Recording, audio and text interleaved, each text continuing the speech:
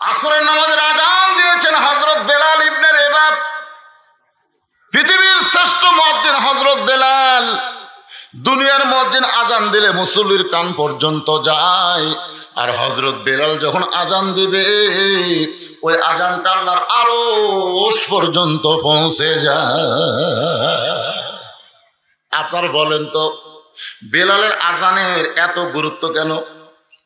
এত গুরুত্ব হওয়ার পিছনে কারণ হলো ইন্নাল্লাযীনা ক্বালু রাব্বুনাল্লাহু সুম্মা ইসতাকামু তাতানাজ্জালু আলাইহিমুল মালায়েকা আল্লা তাখাফু ওয়ালা তাহজানু ওয়া আবশিরু বিল জান্নাতিল্লাতী কুনতুম তুআদুন। হযরত বেলাল যে আল্লাহু আকবার কে আযান দেয়, সে আযান আল্লাহর আরশ পর্যন্ত পৌঁছে কেন? কারণ একটাই, হযরত বেলাল আল্লাহকে কলিজার মধ্যে জায়গা দেওয়ার কারণে ওরা সারাদিন ধরে বেলালকে মেরেছে। শুধু সারাদিন ধরে বেলালকে মারে নাই, বুকের উপর পাথর চাপা দিয়ে রাখছে সারা রাত। শুধু পাথর চাপা দেয় নাই, ওই জিহ্বাটা টেনে বের করে জিহ্বার মধ্যে পেরেক মারছিল। এরপরে হযরত বেলাল আমার আল্লাহকে ছাড়ে নাই, যার কারণে বেলালের আযান আল্লাহর আরশ পর্যন্ত পৌঁছে যায়। সেই বেলাল আযান দিয়েছে, আল্লাহর নবী ইমামতি করবেন। নবী আমার ইমামতির মেহরাবের মধ্যে ঢুকতেছে, কারণ ইমাম যে জায়গায় ঢোকে সে জায়গার নাম কি? মেহরাব। জোরে বলেন নাম কি? আপনার বলেন তো মেহরাব কেন তৈরি করা হয়েছে? বাংলার মুসলমান, মেহরাবের মধ্যে হুজুরের চেয়ার রাখার জন্য, মাইক সেট রাখার জন্য, মেহরাবের মধ্যে টুপি রাখার জন্য মেহরাব কিন্তু তৈরি করা হয় নাই। মেহরাব তৈরি করা হয়েছে কোরআনের একটা আয়াতের ভিত্তিতে। সে আয়াতটা হলো ইয়া আইয়ুহান নাবিয়্যু হারসিল মুমিনিনা আলাল কিতাল। ওগো নবী, যাদের আপনি ইমামতি করতেছেন, যারা আপনার পিছনে 5 ওয়াক্ত নামাজ জামাতের সঙ্গে পড়তেছে, তাদেরকে শুধু নামাজি বানালে হবে না, তাদেরকে স্ট্যান্ডিং আর্মি করে গড়ে তুলতে হবে, সৈন্য করে গড়ে তুলতে হবে।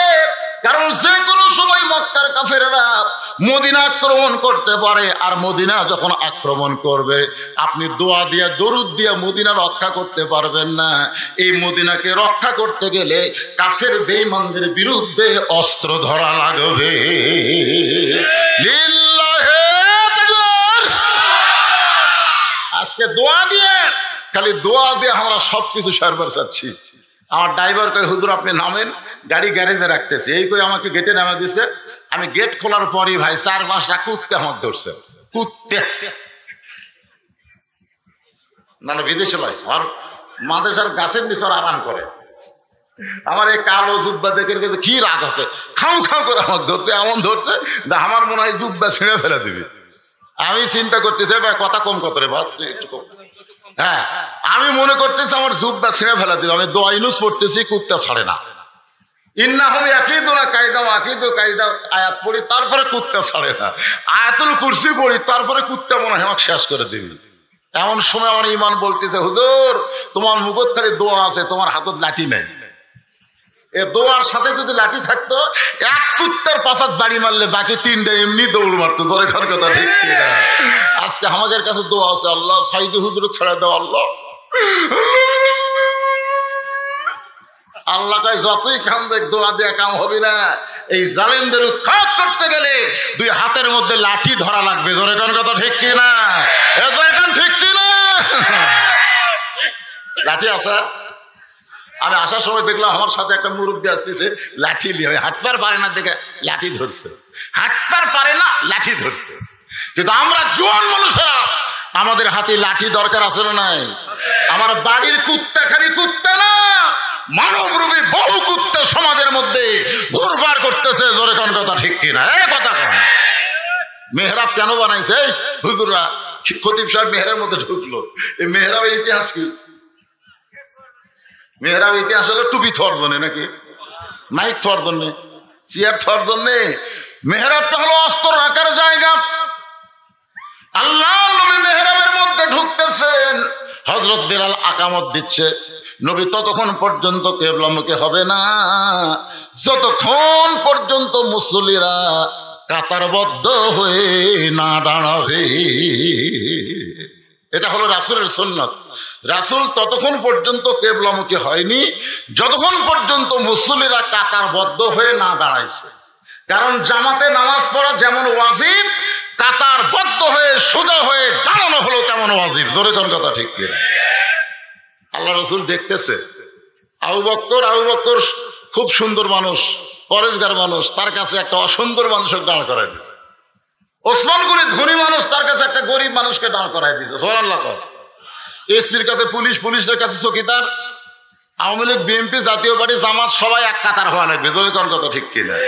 এরই মধ্যে সিয়ার আবার চলবে না। অনেক জায়গাতে আবার সিয়ার ঢুকছে। সিয়ার আল্লাহ রাসূলের সময় সিয়ার ঢুকছিল না, সাহাবীরাও সিয়ার কোনোদিন দেখেনি। তারপরে সলফে সালিন পর্যন্ত সিয়ার ছিল না। ইদানিং কিছুদিন হলো আমাদের বাংলাদেশে সিয়ার আমরা দেখতেছি। যখন মুয়াজ্জিন আকামত দেয়, কত কামাতে সালাত, কত কামাতে সালাত, তখন কতগুলো বেয়াদবের সিয়ার হেলান দিয়ে থাকে। হেলান। আল্লাহ কোরআনে বলেছে কুমু লিল্লাহি কানিতিন। কুম মানে দাঁড়াও, লিল্লাহি মানে আল্লাহর জন্য, কানিতিন মানে আনুগত্য নিয়ে দাঁড়াও। খালি দাঁড়ালে হবে না, তুমি প্রধানমন্ত্রীর কাছে দাঁড়াও আর আল্লাহর কাছে দাঁড়াও। দাঁড়ানোর মধ্যে কম বেশি আছে না নাই? জোরে কোন আছে না নাই? প্রধানমন্ত্রীর কাছে কোনোদিনকে সিনা টান করে খাড়ায় থাকে, কথা কন না কেন, একটু নতুন হয়ে থাকে। আর প্রধানমন্ত্রী ঢুকতেছে, ইতিমধ্যে সব চামচারা সিয়ারত বসে হেলান দিয়ে আছে নাকি? কথা কন না কেন, হেলান দিয়ে আছে। উঠবার পারে না, তার উপর দুইজনক বলবে হক টাইনা তুলবে, হক টাইনা তুলবে। প্রধানমন্ত্রী আসতেছে তো মসজিদের মধ্যে মসজিদ কার ঘর? তাহলে আল্লাহর ঘরের মধ্যে তুমি সিয়ারত বসে মজা মারো মিয়া। তোমার যদি সিয়ারে নামাজ পড়তে হয় তখন মসজিদে আসবার কে কইছে? এই মসজিদ কার জন্য? দুর্বল লোকের জন্য মসজিদ না, জামাতে নামাজ পড়তে হবে সুস্থ লোকের জন্য। জোরে কোন ঠিক কিনা?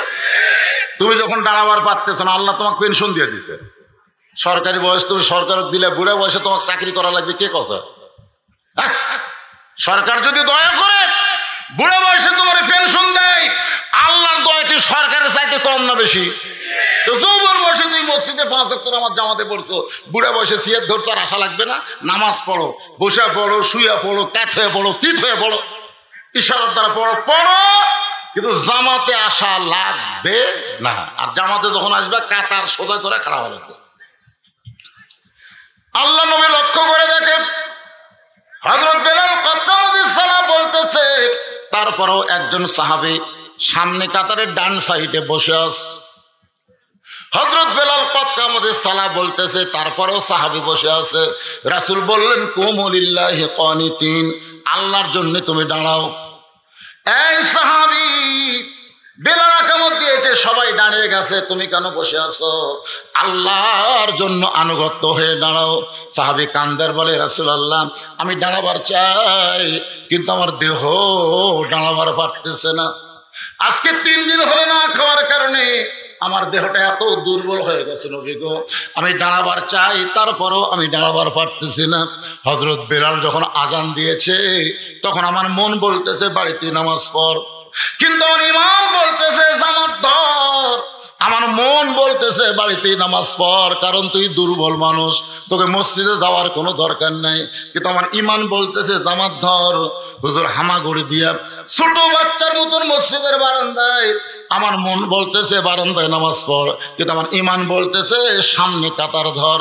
ইমানের বলে বলিয়ান হইয়া সামনে কাতারে এসেছি, কিন্তু বেলাল যখন আকামত দেয় আমি দাঁড়াবার চাই, কিন্তু দাঁড়াবার পারতেছি না।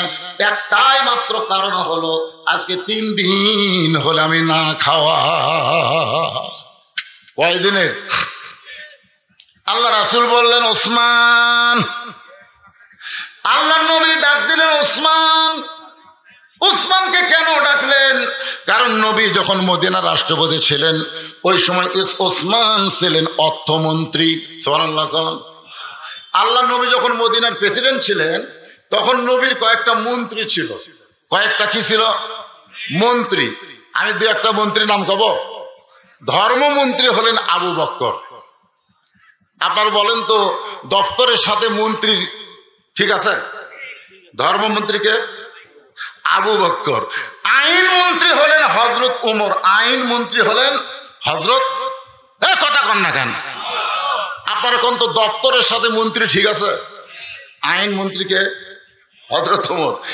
অর্থমন্ত্রী হলেন ওসমান গনি, অর্থমন্ত্রী হলেন ওসমান, আর শিক্ষামন্ত্রী হলেন হযরত আলী। আপনার বলেন তো, এই যে 4টা দপ্তর করলাম, আপনার দেখেন তো দপ্তর আর মন্ত্রী ঠিক আছে? আর আমাদের বাংলাদেশে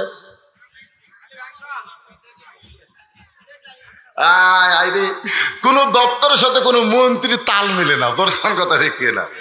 আমাদের ধর্মমন্ত্রী যদি বলা হয় যে বাইতুল মুকাদ্দামে একদিন খুতবা দেন, একটু মনোযোগ দিয়ে শুনবেন। 1 নম্বর ধর্মমন্ত্রী কেমন ধর্মের মন্ত্রী ছিলেন? নবী আমার মসজিদ নববীর মধ্যে বসা, এমন সময় ফেরেশতা জিবরাইল সে নবীকে সালাম দেয়, আসসালামু আলাইকা ইয়া রাসূলুল্লাহ, আসসালামু আলাইকা। নবী চমকে গিয়ে বলে, জিবরাইল আমারে সালাম দিলা। জিবরাইল বলে, রাসূলুল্লাহ এই সালাম আমার নয়, এই সালাম স্বয়ং আল্লাহ তাআলা আপনাকে দিয়েছে। হুজুর শুধু আল্লাহ আপনাকে সালাম দেয় নাই, আপনার ধর্মমন্ত্রীকে আবু বকরকে আল্লাহ সালাম দিয়েছে। নবী বলতেছে, জিবরাইল আল্লাহর সালাম তুমি আমার কাছে পৌঁছায় দিলা, কিন্তু আমার আবু বকরের কাছে আল্লাহর সালাম কে পৌঁছায় দিবে? জিবরাইল বলে, ইয়া রাসূলুল্লাহ নবী ছাড়া যদি কারো কাছে যাওয়ার যোগ্যতা আমার থাকতো, তাহলে আল্লাহর সালাম আবু বকরের কাছে আমি জিবরাইল পৌঁছায় দিতাম। হুজুর শুধুমাত্র নবী ছাড়া অন্য কারো কাছে তো যাওয়ার অধিকার আমার নাই, এই জন্য আল্লাহর সালাম আবু বকরের কাছে আপনি পৌঁছায় দিবে। আল্লাহ রাসূল বলে, জিবরাইল কোন আমলের কারণে আল্লাহ আবু বকরকে সালাম দিল তুমি কি বলবার পারো? জিবরাইল বলতেছে, ইয়া রাসূলুল্লাহ কোন আমলের কারণে আল্লাহ আবু বকরকে সালাম দিয়েছে আমি জিবরাইল বলতে পারবো না। আল্লাহ রাসূল বলে, আমিও তো জানি না। ফেরেশতা জিবরাইল বলে, হুজুর আমিও জানি না, আপনি যদি না জানেন তাহলে কোন আমলের কারণে আল্লাহ আবু বকরকে সালাম দিল আপনি তদন্ত করলে জানতে পারবেন। সুবহানাল্লাহ কোন না কেন? আমি জিবরাইল জানি না, আপনিও জানেন না, তাহলে কোন আমলের কারণে আবু বকরকে আল্লাহ সালাম দিছে এটা আপনি তদন্ত করলে জানতে পারবেন। দুনিয়ার সমস্ত মানুষ যখন ঘুমায় আছে, এমন সময় নবী আমার তদন্তে বের হয়েছে। তদন্ত বের হইতে গিয়ে দেখে আবু বকর যে ঘরে ঘুমায়, ওই ঘরে জানলার পাশে দাঁড়ায় নবী শুনতে পায় ঘরের ভিতরে বিষাক্ত সাপ যেমন ফসফস করে, এমন ফসফস করে আবু বকর গভীর রাত্রে কাঁদতেছে। আল্লাহর নবী চমকে গেলেন, যে মানুষটা জান্নাতের 1 নম্বর। এই দুনিয়াতে 10 জন পুরুষকে আল্লাহ জান্নাতের সার্টিফিকেট দিয়েছে। জোরে বলেন কয়জন? নবীর সমস্ত সাহাবীরা জান্নাতি, সব সাহাবীকে আল্লাহ জান্নাত দিবে, যার প্রমাণ কোরআনের মধ্যে রয়েছেন। রাদিয়াল্লাহু আনহুম ওয়ারাদু আন যালিকা লিমান খাশিয়া রাব্বাহ, যাদের পিছনে রাদিয়াল্লাহ লেখা আছে তারা সকলকে আল্লাহ বিনা হিসাবে জান্নাত দিয়া দিবে। তাই বলে দেওয়ানবাগি নাকি? এই শালা দেওয়ানবাগির মুরিদরা কয় রাদিয়াল্লাহ রাদিয়াল্লাহ। কে রে পাগলা, কার সাথে কি লাগাস রে? রাদিয়াল্লাহ শুধুমাত্র সাহাবীদের সামনে। সুবহানাল্লাহ কোন না কেন? সাহাবী ছাড়া যারা নবীকে ঈমানের দৃষ্টিতে না দেখেছে তাদের পিছনে রাদিয়াল্লাহ লাগান যাবে না। এরপর থেকে এসে রহমতুল্লাহ আলাইহি, জোরে কোন কথা ঠিক কিনা? আর নবীদের হচ্ছে আলাইহিস সালাতু ওয়াস সালাম। আমাদের বাংলাদেশের কতগুলো ভক্ত অতি ভক্তি, বোঝেন না? অতি ভক্তি কিসের লক্ষণ? এই চোরেরাই কিন্তু বেশি ভক্তি করে। আমি অনেক ওয়াজে বলছি ভাই, 3টা জিনিস খুব খেয়াল করবেন। ডাক্তারের বইয়ের কোনদিন সিজার লাগে না, ডাক্তারের বইয়ের সিজার লাগবে না, কারণ নর্মালি বাচ্চা হয়। আর মৌলানার বাড়িতে কোনোদিন মিলাদ হয় না। আমাদের মতো মৌলবি যারা, এর বাড়ির জীবনে মিলাদ হয় না, কারণ এরা জানে মিলাদ পড়া একটা ফাও জিনিস, এটা করে লাভ কি। আরেকটা হলো পীরের বউ কোনোদিন মুরিদ হয় না, কারণ পীরের বউ জানে আমার পীর 1 নম্বর লুচ্চা, এর হাতে মুরিদ হয়ে লাভ নেই। আরে তোমরা যাকে বাবা বল ভক্তি করতেছ আর বই ওর হাতে মুরিদ হয়তো খোঁজলা দেখো, কারণ জানে আমার পীর সাহেব মাঝে মধ্যে মুরিদের বইয়ের দিকে চোখ মারে, এই শালা লুচ্চার হাতে মুরিদ হবো। আর সেই লুচ্চাকে তোমরা বাবা বানাসা, বাবা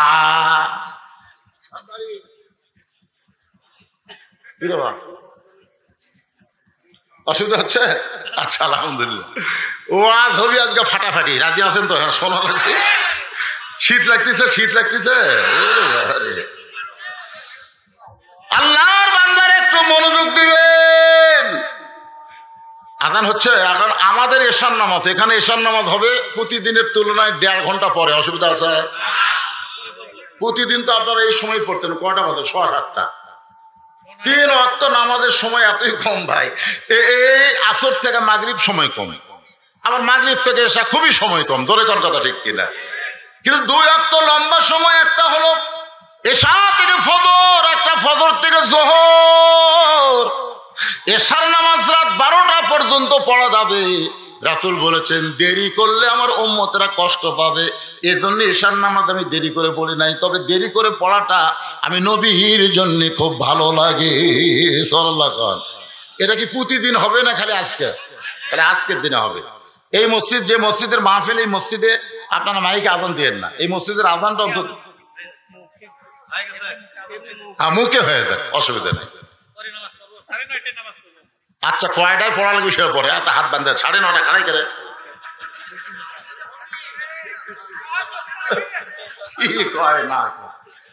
একটা কথার সাইজ নাই করে বা। একটা বক্তা শোনেন 10টার সময় ওটা 12টা পর্যন্ত ওয়াজ করলে জনগণ যায় কয় 12টা পর্যন্ত ওয়াজ করলো রে হুজুর, 12টা পর্যন্ত ওয়াজ করলো। এর হুজুর উঠছে কয়টায় রে? 10টায় উঠে 12টা পর্যন্ত 2 ঘন্টা ওয়াজ করছে। আর আমি আজকে উঠছি 6টায়। 8টার সময় যদি ছাড়ি, এটা একটা ওয়াজ হলো, উঠলো আর নামলো, উঠলো কে রে পাগলা? 6টা থেকে 8টা কয় ঘন্টা হয়? একই তো হলো রে। তাই বলে আমি 8টার সময় শেষ করবো তাই তা না, একটা কথার কথা রে ভাই।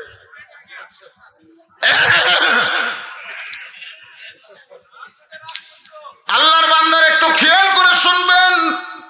আল্লাহ নবী জানলার কাছে যেই মাত্র দাঁড়াইছে, ভিতর থেকে বিষাক্ত সাপের ফসফসানি শব্দ আপনারা শুনছেন। এমন করে কান্নার আওয়াজ আসতেছে। নবী চমকে গিয়ে বলতেছে, আল্লাহ 1 নম্বর জান্নাতি। এই দুনিয়াতে 10 জন পুরুষকে আল্লাহ জান্নাতের সার্টিফিকেট দিয়েছে। 10 জন পুরুষ, তার মধ্যে 1 নম্বর হলো আবু বকর। এ ভাই একটু মনোযোগ দিয়ে শোনেন ভাইরে। আজান হচ্ছে, আজানের জবাব দেওয়া কি? ওয়াজিব। ওয়াজিব মানে কি? ওয়াজিব কি? আজানের জবাব দেওয়া ওয়াজিব মানে কি? আজানের শব্দের সাথে শব্দ মিলালাম, কিন্তু নামাজ পড়লাম না, এটা জবাব দেওয়া কয় না। এটার নাম হলো ফাজলামি। ধরে কোন ঠিক কিনা? কিন্তু কোনো কথাই বললাম না, সামনে কাতারে গিয়ে নামাজ পড়লাম। এটাই হলো আজানের উত্তর দেওয়া।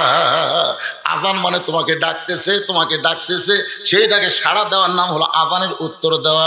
আমরা অনেক সময় আড্ডাগুলি মারার সময় আজান দিলে আজানের শব্দের সাথে মিল করা শব্দ কই, কিন্তু নামাজ পড়ি না। এরকম বেনামাজি আজানের লক্ষবার উত্তর দিয়ে কোনো লাভ হবে? আমাকে ডাকতেছে, বাবারে আয় রে, কি কোন? কিন্তু আমি যাচ্ছি না। রাগ বেশি হবে না কম হবে? কতক্ষণ রাগ বেশি হবে না কম হবে?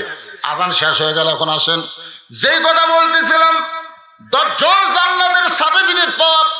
1 নম্বর আবু বকর, 2 নম্বর হযরত ওমর, 3 নম্বর ওসমান, 4 নম্বর আলী, 5 নম্বর আব্দুর রহমান ইবনে আওফ, 6 নম্বর হলো জুবাইর, 7 নম্বর তালহা, 8 নম্বর সাদ ইবনে আবি ওয়াক্কাস, 9 নম্বর হলো আবু সাঈদ, আর 10 নম্বর হলো ওবাদা ইবনুল জাররাহ।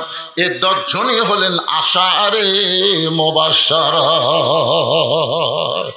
আপনার বলেন তো 10 জন মেয়ে মানুষের নাম শুনছেন? আল্লাহ রাসূলকে খাদিজা বললেন, নবী গো, যে কোনো সময় আমার মৃত্যু হবে। হুজুর, আমি মরে যাওয়ার পর আমার খবর কি? রাসূল খাদিজার কপালে একটা চুমা দিলেন। আমার মায়েরা যারা আছেন একটু মনোযোগ দিয়ে শোনেন। রাসূল খাদিজার কপালে চুমা দিয়ে বলেন, খাদিজা, এই দুনিয়াতে 10 জন পুরুষকে আল্লাহ জান্নাতের সার্টিফিকেট দিয়েছে। আপনি শুনলে আশ্চর্য হবেন, 10 জন নারীকেও আল্লাহ জান্নাতের সার্টিফিকেট দিয়েছে। আল্লাহর নবী বললেন, পুরুষের মধ্যে 1 নম্বর হলো আবু বকর, আর নারীদের মধ্যে 1 নম্বর হলো খাদিজাতুল কুবরা। খেয়াল করে শোনেন, পুরুষের মধ্যে 1 নম্বরকে, এ কথা কর না কেন, 1 নম্বরকে, আর নারীদের মধ্যে খাদিজাতুল কুবরা। সঙ্গে সঙ্গে খাদিজা মুচকি মুচকি হাসতেছে। রাসূল বলে, খাদিজা হাসেন কেন? বলে, রাসূল আল্লাহ, এতদিন পর্যন্ত এই খবর কেন গোপন রাখছিলেন? আজকে যখন শুনতে পাইলাম আমি জান্নাতের 1 নম্বর, তখন আমার মনটা বড় খুশি খুশি লাগতেছে। রাসূল বলে, খাদিজা আপনি যদি জান্নাতের 1 নম্বর হন, তাহলে জান্নাতের 2 নম্বর কে হলে ভালো হয়? পুরুষের মধ্যে 2 নম্বর ওমর, তাহলে জান্নাতি নারীদের মধ্যে 2 নম্বর কে হলে ভালো হয়? খাদিজা বলতেছে, ইয়া রাসূলুল্লাহ আমার উপর যদি আপনি দায়িত্ব দেন তাহলে ফাতেমা 2 নম্বর হলে ভালো হয়। আমার কলিজার টুকরা ফাতেমাকে আল্লাহ যেন 2 নম্বরে রাখে। রাসূল মুস্কে হেসে বলেন, খাদিজা আল্লাহ আপনাকে 4টা মেয়ে দিছে, রোকেয়া, জায়নাব, কুলসুম আর ফাতেমা। আপনি অন্য 3টা মেয়ের কথা না বলে সরাসরি ফাতেমার কথা কেন বলতেছেন? খাদিজা দৌড়ে এসে নবীর কপালে একটা চুম্বন দিয়ে বলে, ইয়া রাসূলুল্লাহ আপনি আল্লাহর নবী, আপনি হলেন বাবা, সন্তানের ব্যাপারে বাবার চাইতে মায়ের অনেক বেশি জানা। হুজুর আপনি বাবা হয়ে বুঝতে পারবেন না, মা বুঝতে পারে কোন সন্তান কেমন।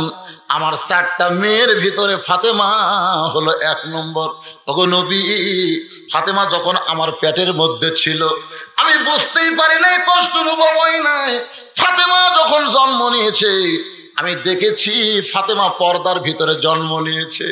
রাসূল মুস্কি মুস্কি হাসে আর বলে, খাদিজা আপনার ফাতেমা কিন্তু জান্নাতি নয়, আপনার ফাতেমা কিন্তু জান্নাতি নয়। খাদিজা বলে, হুজুর ফাতেমা যদি জান্নাতি না হয় তাহলে ফাতেমার খবর কি? আল্লাহর নবী বললেন, জান্নাতি নারীদের নেত্রী, সমস্ত জান্নাতি নারীদের নেত্রী হবে ফাতেমা। খাদিজা চোখের পানি বের করে বলে, ইয়া রাসূলুল্লাহ সর্বপ্রথম আমি ঈমান গ্রহণ করলাম, সর্বপ্রথম আমার যত সম্পদ ছিল আমি সব আল্লাহরে দিয়ে দিলাম। এরপরে আমি হলাম 1 নম্বর জান্নাতি, আর আমার মেয়েকে আল্লাহ খাতুনে জান্নাত, জান্নাতি নারীদের নেত্রী বানালো। কারণ কি? রাসূল বললেন 2টা কারণ, 1 নম্বর কারণ আর 2 নম্বর কারণ। খাদিজা বলে, রাসূলুল্লাহ এই 2টা কারণ কি আপনি বলবেন না? আল্লাহ নবী বলেন, খাদিজা 1 নম্বর কারণ হলো আপনি কত বছর বয়সে ঈমান গ্রহণ করেছেন? বলে 55 বছর বয়সে ঈমান গ্রহণ করেছি। আল্লাহ রাসূল বলে, খাদিজা ঈমান গ্রহণ করার আগে আপনি কি ছিলেন? খাদিজা বলতে, হুজুর আমি কাফের ছিলাম। আল্লাহ নবী বলে, খাদিজা আপনার হায়াতের জীবনের 55 বছর কুফরি হারে কাটাইলেন, এখন বলেন আপনার কলিজার টুকরা ফাতেমা কত বছর কুফরি হালে কাটাইছে? খাদিজা বলতেছে, জান্নাতি জান্নাতি আমার ফাতেমা জান্নাতি হয়ে জন্মগ্রহণ করেছে। রাসূল বললে, দেখেন 1 নম্বর কারণে আপনি ঠকে গেলেন, এখন 2 নম্বর কারণ বলেন। ও খাদিজা আপনার নাকের সাইজ কেমন, মুখের সাইজ কেমন, গায়ের রং কেমন, এটা দুনিয়ার কত পুরুষ বলতে পারে? আপনি কি হিসাব দিবার পারবেন? খাদিজা বলে, নবী গো 40 বছর বয়সে আপনাকে যখন স্বামী বলে স্বীকার করলাম, ওই সময় মক্কার সবচাইতে ধনবতী রমণী ছিলাম। এই ধনবতীর পিছনে কারণ হলো অনেকগুলো ব্যবসা বাণিজ্য আমার ছিল, এগুলো চালাইতে গিয়া হাজার হাজার পুরুষের সঙ্গে আমার লেনদেন করতে হয়েছে। আল্লাহ রাসূল বলে, খাদিজা লেনদেন করতে গিয়া খবর কি? বলে, আমার নাকের সাইজ, আমার মুখের সাইজ, আমার গায়ের রং দুনিয়ার বহু পুরুষ বলতে পারবে। আল্লাহ নবী বলেন, খাদিজা এখন আপনি বলেন ফাতেমার নাকের সাইজ কেমন, ফাতেমার মুখের সাইজ কেমন, ফাতেমার গায়ের রং কেমন, এটা দুনিয়ার কত পুরুষ বলতে পারে? খাদিজা কান্দের বলে, নবী গো আমার ফাতেমা পর্দানিশী। রাসূল বলতে, খাদিজা আপনি পর্দার আর কি দেখলেন? আপনি পর্দার কিছুই বুঝবেন না। আমি নবী হিসাবে বলতেছি, জন্ম শুধু পর্দার মধ্যে ফাতেমা নিবে না, এই পর্দার মধ্যেই ফাতেমা বড় হবে। আবার পর্দার ভিতরে ফাতেমা এই দুনিয়া থেকে বিদায় নিবে। গভীর রাত্রে হযরত আলীকে বুকের মধ্যে নিয়ে ফাতেমা কান্দের বলে, স্বামী গো আপনি শুনলে কষ্ট পাওয়া চলবে না। কি বলবা ফাতেমা? ফাতেমা বলে, আজকে গভীর রাত্রে আমার মৃত্যু হবে, আজকে গভীর রাত্রে আমার মৃত্যু হবে। কারণ সবসময় আল্লাহকে বলতাম, আল্লাহ আমার পর্দাকে তুমি কবুল করো, পর্দার মধ্যে আমার মৃত্যু দিও। আল্লাহ আমার দোয়া কবুল করেছে, আজকে গভীর রাত্রে ফাতেমার মৃত্যু হবে। গাছের গোড়া কাটতে গাছটা যেমন ঠাস করে পড়ে যায়, হযরত তেমনি পড়ে গেলেন ঘরের মাজায়। ফাতেমার স্বামীর মাথাটা উড়াতে নিয়ে মুস্কি একটা হাসি দিয়া কপালে চুম্বন দিয়ে বলতে, স্বামী গো আমি রাত্রেবেলা মরে যাব, আর আপনি এমন করে কেন কাঁদতেছেন? আপনি হলেন একজন বীর, আপনি হলেন একজন বড় আলেম। আপনি কি বিশ্বাস করেন না এই দুনিয়া থাকার জায়গা না? এই দুনিয়াতে যারা আসবে তারা যাওয়ার কথা লিখে দিয়ে আইছে, রিটার্ন টিকিট নিয়ে আইছে গো স্বামী। এই দুনিয়া থাকার জায়গা না, এই দুনিয়া থেকে যাইতে হবে, আসলে যাইতে হবে। তুমি যত বড় বিল্ডিং করো, যত বাড়ি ঘর করো, যতই সহায় সম্পত্তি করো, কিছুই তোমার থাকবে না। একদিন তোমাকে এতিম হয়ে দুনিয়া ছাড়া লাগবে। ধরে বলেন কথা ঠিক কিনা? মিশে মায়ায় বন্দিরে থাইকা, সবাই বলেন মিশে মায়ায় বন্দিরে থাইকা করলাম কত খেলা, পশ্চিমে তাকিয়া দেখো তোমার জীবনের ডুইবা গেল বেলা। আমি চলে যাওয়ার পর আমার 3টা চাওয়া পূরণ করা লাগবে। আলী কান্দের বলে গরিব ছিলাম চাইলা না, মরে যাওয়ার পরে কি চাইবা? বলে 1 নম্বর চাওয়া হলো রাতের অন্ধকারই আমাকে দাফন করা লাগবে। আমি রাতের অন্ধকারে মরে যাব, আর দিনের বেলা আমার কবর দেবেন। আমার কবর দূরের মানুষ দেখলে বুঝবে ফাতেমা কয় ফুট লম্বা ছিল, এই জন্য রাতের অন্ধকারে কবর দেওয়া লাগবে। আমার 2 নম্বর চাওয়া হলো আমার কোনো জানাজার ব্যবস্থা করবেন না। লক্ষ মানুষের দোয়া ফাতেমার দরকার নাই, ফাতেমা খালি আপনার দোয়া চাই। কারণ স্বামী যদি দোয়া করে ওই বইয়ের জন্য আল্লাহ 8টা জান্নাতের দরজা খুলে ধরে। দুনিয়ার সব মানুষ যদি বলে ফাতেমা ভালো, আর আপনি যদি বলেন ভালো না, ওই সব মানুষের দোয়া দিয়ে ফাতেমার কোনো লাভ হবে না। আর দুনিয়ার সব মানুষ যদি বলে ফাতেমা খারাপ, আর আপনি যদি বলেন ভালো, এক স্বামীর সার্টিফিকেটে ফাতেমার 8টা জান্নাতের দরজা খুলে গেল। আমার 3 নম্বর চাওয়া হলো আমার লাশটা কিন্তু খাটনিতে তুলবেন না, কারণ খাটনি কান্দে নেওয়ার 4 জন মানুষ লাগবে। আমি ফাতেমা হিসাব করে দেখলাম 4 জন মানুষ আমার দুনিয়াতে নাই।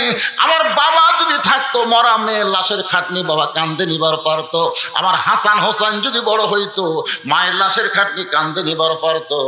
আমার হাসান হোসেন এত ছোট, বাবা 6 মাস আগে দুনিয়া থেকে বিদায় নিছে। ওগো স্বামী কান্দে করে নিয়ে যাবে।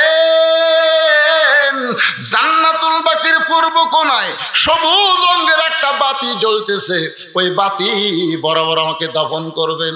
দাফন করার পর হযরত আলী আল্লাহকে বলতেছে, আল্লাহ আমার ফাতেমাকে তুমি কবুল করো। যেই দোয়া করেছে সঙ্গে সঙ্গে সবুজ রঙের বাতিটা কে যেন নিভা দিল।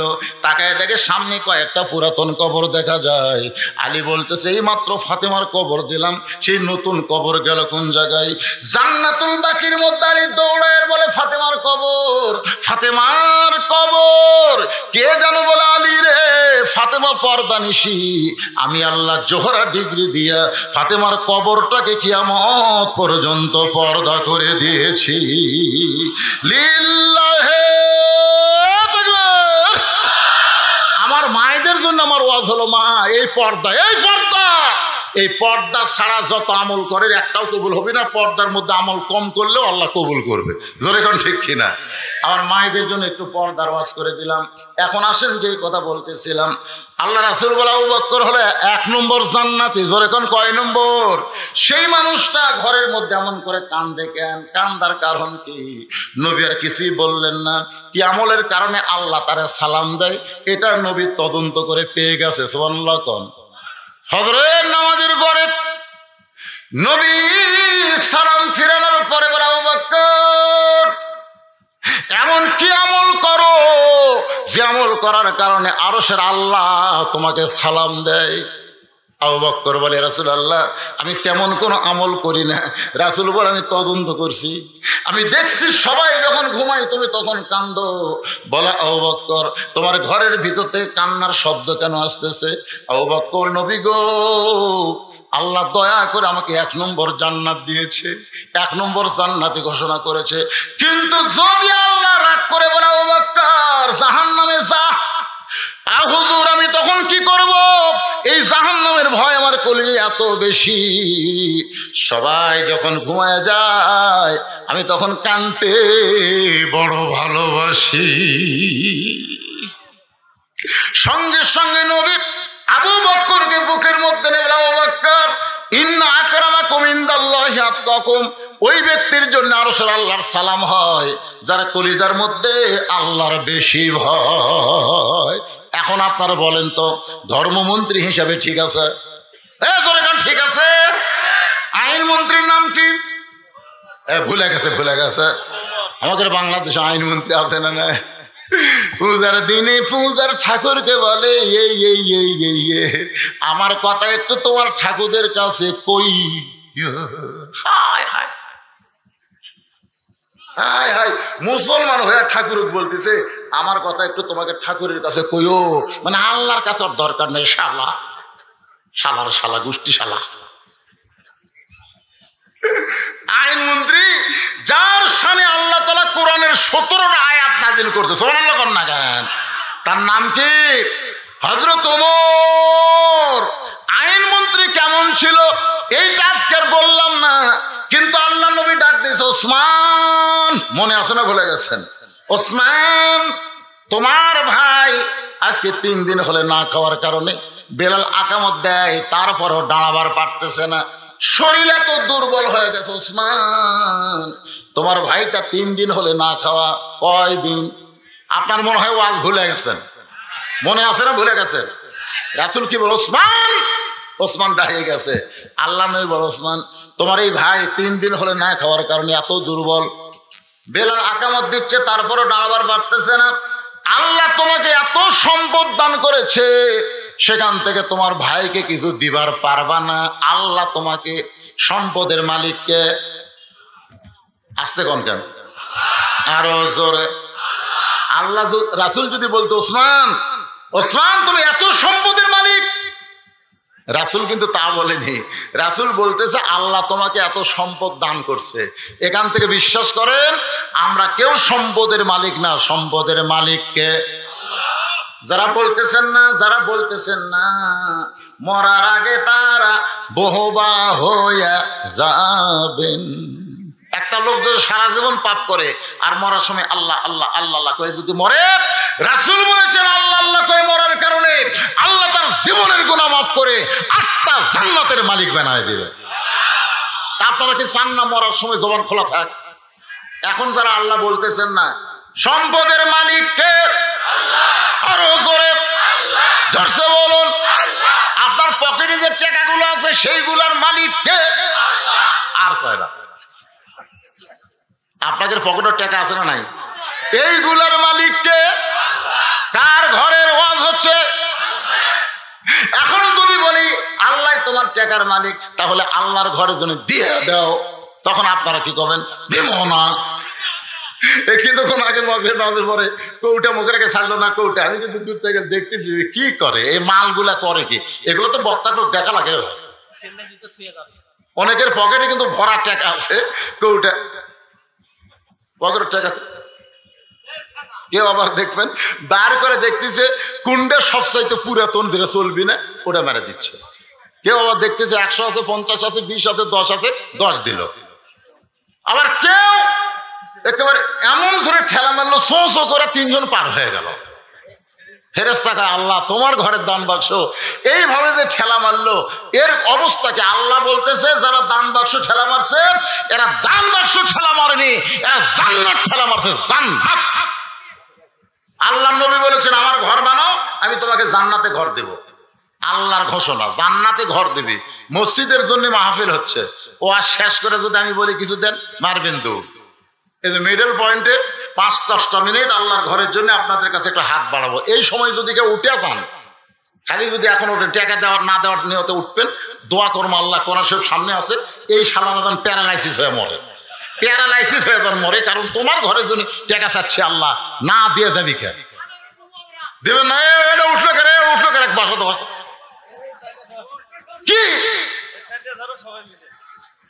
আপনারা বলেন তো, এই পর্যন্ত কি লোক উঠিছে না খালি বাড়িছে? উঠিছে না বাড়িছে? মসজিদে টাকা চাচ্ছি উঠতেছেন।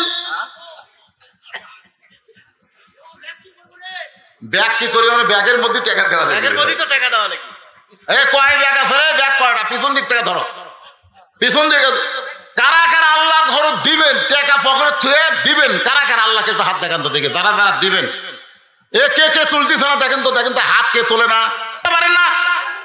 হাত নামান। কারা কারা দিবেন না? টাকা পকেট আছে অথচ আল্লাহ দিবেন না, কারা কারা? একজনও নাই, একজনও নাই। ব্যাগের মধ্যে আদায় হবে 10, 20, 50, 100 টাকা। শয়তান বড় লোড ব্যাগের মধ্যে দিবে না। 500 টাকার লোড দেশ না, দেশ না, ব্যাগের মধ্যে 10 টাকা দে। এই জন্য শয়তান যেন ধোকা দিবার না পারে, টেজের উপরে এই ব্যাগের আদায় পর্যন্ত বেশিক্ষণ না, যতক্ষণ ব্যাগের আদায় হবে ততক্ষণ টেজের উপরে 10,000, 20,000, 50,000, 1 লাখ জেনে যা পারবেন নগদ। বাকি আপনার একটু ওয়াদাবদ্ধ হবেন। কাগজ কলম নিয়ে আমার ভাই রেডি হয়ে গেছে। এমন করে আল্লাহর বান্দা আছে, মসজিদে ঘর বানানো লাগবে, ইমাম সাহেবের ঘর, তারপরে আরো অনেক কাজ বাকি আছে, এগুলো কাজ করতে হবে। এই জন্য 50,000 টাকা। কোন আল্লাহর পাগল আছেন? আল্লাহর ঘরে দিবেন, সম্পদের মালিক আল্লাহ।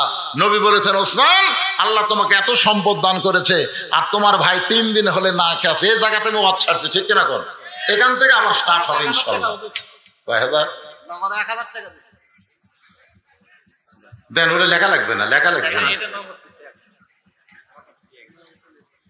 নগদ গুলো আপনার লিখছেন কেন? আসলে এত টাকা দিয়েছে নগদ করে।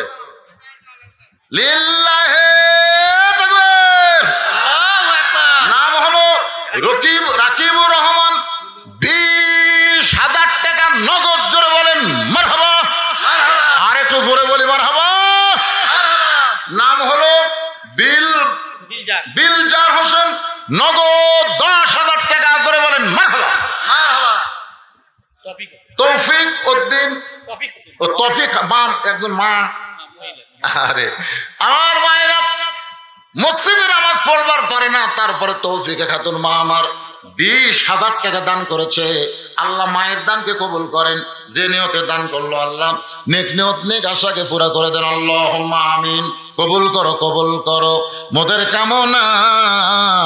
দানকারীকে দিবেন জান্নাত, আল্লাহ নিরাশ করবে না। ব্যাগের মধ্যে টাকা দিচ্ছে না, খালি ব্যাগ লে ঘুরতেছে রে। সবাই দেন, সবাই দেন বাবা, সবাই দেন। একটু জোরে সোরে তাকবীর দেন তো। মসজিদে একটা এসি লাগবে, পাওয়া গেছে। লিল্লাহে তাকবীর। এটা কয় টন এসি দিবি? কয় টন? 2 টন নাই। তার নাম কি? জিলাল। আহসান হাবিব, শাকিল আর জিলাল, 2 জন মিলে মসজিদে একটা 1.5 টন এসি। জোরে গান মারহাবা। আল্লাহ তোমার ঘরে এসি দিয়া মুসল্লিকে ঠান্ডা করবে। আল্লাহ তুমি তার অন্তরকে শীতল করে দিও। আল্লাহ আপনজন যারা কবরে গেছে এই দানের ওসিলায় আল্লাহ তাদের সকলের কবরকে জান্নাতের টুকরা বানায় দাও। আল্লাহুম্মা আমিন। হ্যাঁ, মাশাআল্লাহ। আমার ভাইজান এই গ্রামের বিআই সাহেব খালি খালি ফেরত যায় নাই, আল্লাহর ঘরের জন্য 1,000 টাকা করছে দান। আমার আব্দুল মান্নান ভাইয়ের দানকে আল্লাহ আপনি কবুল করেন। আল্লাহ নেক নিয়ত, নেক আশা পরাক। আল্লাহুম্মা আমিন। এর মসজিদের যারা দাতা সদস্য আছেন, এই আপনারা বসে থাকেন কেন? মসজিদের উন্নয়ন কল্প মামলা আপনার দেওয়া শুরু করেন। এখানে অনেক আত্মীয় স্বজন মেহমানরা এসেছেন। আমি শুনলাম মেজরও নাকি আইছে, কর্নেল আইছে, কর্নেল। জামাই টামাইয়ের কেউ জানা হয়। তারা কোথায়? মাহফিল আছে তাই তারা? ও আচ্ছা আচ্ছা, ঠিক তাই দিছে। আলহামদুলিল্লাহ। ভাইজান আপনাদের মধ্যে এমন কেউ আছে যে আল্লাহর ঘরের জন্য একটা করে 1000 টাকা দিবেন? 1000 টাকা নগদ। 5,000 আছে, সেটা কখন দিবে? 5,000, 10,000 টাকা দিবেন। আপনারা বসে আছেন, তার মানে ওয়াজ শুনবেন না, আদায় হবি খালি। মাত্র 10 মিনিট টাইম দিছে, তার মধ্যে 3 মিনিট চলে গেছে, আর 7 মিনিট আছে। এরপরে আদায় হোক বা না হোক বাকি ওয়াজ করা লাগবে। আসেন আল্লাহর বান্দারা জিকিরে তালা তালা আসেন। এই যারা 5-10,000 দিবেন উঠে আসেন, উঠে আসেন। আল্লাহ নবী যখন মদিনায় গেলেন একটা জায়গার নবী পছন্দ করলেন, যে জায়গায় পৃথিবীর সর্বোত্তম মসজিদ হয়েছে, নাম হলো মসজিদে কোবা। যারা হজ করছেন ওই কোবা মসজিদ 2 রাকাত নামাজ পড়লে একটা ওমরা হজের সওয়াব আল্লাহ দিয়ে দেয়। জোরে কোন সুবহানাল্লাহ। মেয়র সাহেব আজকের মাহফিলের প্রধান অতিথি, 20,000 টাকা। জোরে বলেন মারহাবা। আল্লাহ তার দানকে কবুল করেন, বিপদ আপদ মুসিবত থেকে তাকে আল্লাহ হেফাজত করেন। জোরে কোন আমিন। আল্লাহর বান্দারা একটু মনোযোগ দিয়ে শুনবেন। জায়গাটা নবীর পছন্দ হলো। আবু বকরকে বললেন নবী, আবু বকর এই সুন্দর জায়গাটা কার? আবু বকর বলে, রাসূলুল্লাহ আমি তো আপনার সঙ্গে মক্কা থেকে মদিনায় আইছি, এই জায়গাটা কার আমি কেমনে বলবো? নবী একজন মদিনার আনসারকে জিজ্ঞাসা করলেন, এই জায়গাটা কার? বলে ইয়া রাসূলুল্লাহ, বর্তমানে এই জায়গাটা দুই এতিম দেখাশোনা করে, এই জায়গার মালিক দুইজন এতিম হয়েছে। আল্লাহ রাসূল বললেন ওই দুইটা এতিমকে আমার কাছে নিয়ে আসো। ছোট ছোট দুইজন এতিম বাচ্চাকে নবীর সামনে নিয়ে যাওয়া হলো। নবী বললেন জায়গাটার মালিককে। বাচ্চা দুইজন কালে বারবার আসমানের দিকে আঙ্গুল তোলে ধরে কারণ সুবহানাল্লাহ। আল্লাহ রাসূল বলে এই সুন্দর জায়গার মালিককে। দুই এতিম বাচ্চা বারবার আসমানের দিকে আঙ্গুল তোলে বলে রাসূলুল্লাহ জায়গার মালিক হচ্ছেন আল্লাহ, আমরা হলাম দেখাশোনা করি। সুবহানাল্লাহ কবেন না কেন? আল্লাহ রাসূল বলতে নানার জন্য 500 টাকা দান করেছেন নাতি, আল্লাহ নানার কবর জান্নাতের টুকরা বানায় দেন। এটা দিছে না দিবে? নাম তো বললাম নাকি? বলেননি। 2 নম্বর ডাক্তার, 1 নম্বর কয় 2 নম্বর কয় কোন পৃষ্ঠপোষকতায় 1 নম্বর জনাব মোহাম্মদ আসলাম মিয়া সাহেব নগদে 10,000 টাকা করে বলেন মারহাবা লিল্লাহু আকবার।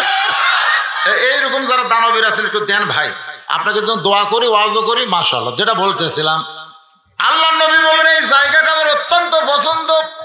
দুই এতিম বাচ্চা বলতেছেন, দুই এতিম বাচ্চা বলতেছেন কি হবে? নবী বললেন এই জায়গায় আল্লাহর ঘর হবে, এর বিনিময়ে তোমরা কি চাও? দুইটি এতিম বাচ্চা দেখেন, দুই এতিম বাচ্চা বলতেছে রাসূলুল্লাহ এর বিনিময়ে আমরা জান্নাত চাই। কি চাই? আরো জোরে। সঙ্গে সঙ্গে রাসূল বললেন কেউ যদি মসজিদে একটা ঘর বানায় দেয় আল্লাহ তাকে জান্নাতে একটা ঘর উপহার দিয়া দিবে। সেই মসজিদের জন্য টাকা চাওয়া হচ্ছে, পকেটে টাকা দিয়ে দিবেন না। এই টাকা কিন্তু ডাক্তার খাবে, এই টাকা ডাকাত খাবে, এই টাকা হঠাৎ অ্যাক্সিডেন্ট হয়ে আপনার কাছ থেকে চলে যাবে। এই জন্য আল্লাহর ঘরে দেন। দুনিয়ার ব্যাংকের লেখা, বাংলাদেশের ব্যাংকের টাকা লুট হবার পারে, কিন্তু আজকে যেই টাকা দিবেন এই টাকা লুট হবে না। এই টাকা জান্নাতের ব্যাংকে আল্লাহ অ্যাকাউন্ট করে দিবে। যারা দিবেন এখানে এসে লিখে দিবেন, অসুবিধা নাই। আর আমি ওয়াজ করি মসজিদ কমিটির সহ সেক্রেটারি সাহেব 1,000 টাকা দান করছে, আল্লাহ দান কবুল করেন। এর মসজিদ কমিটির সহ সেক্রেটারি দিল, সেক্রেটারি নাই। ও আচ্ছা আচ্ছা, ছেলে এসে দিবি, তার মধ্যে বাপ ভাগ বসাচ্ছে, যাক ভালোই আছে। এখন বাপেরা তো সব সময় লাগে আসান। বাবা উমরা করবার গেছে, সুন্দরভাবে উমরা যেন করতে পারে। আপনার নাম কি? আজিজুল হক সাহেব 5,000 টাকা দিয়ে দোয়া চাই বাবার জন্য। আমরা দোয়া করি সুন্দরভাবে আবার যেন ছেলেদের কাছে বাবা ফিরে আসতে পারে উমরা করে। সবাই বলে আমিন। 5,000 টাকা দান করলো, আল্লাহ দানকে কবুল করেন। এর মসজিদ কমিটির সভাপতি সাহেবকে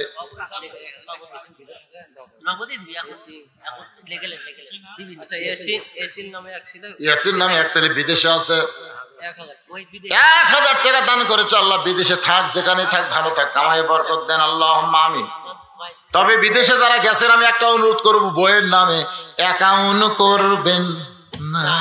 আশা দেখবেন সবই আছে কিন্তু বউ নাই, কান্দা মরবেন আর সুখ ক্ষুধা পাবেন না। বইয়ের নামে অ্যাকাউন্ট করবেন। এর কথা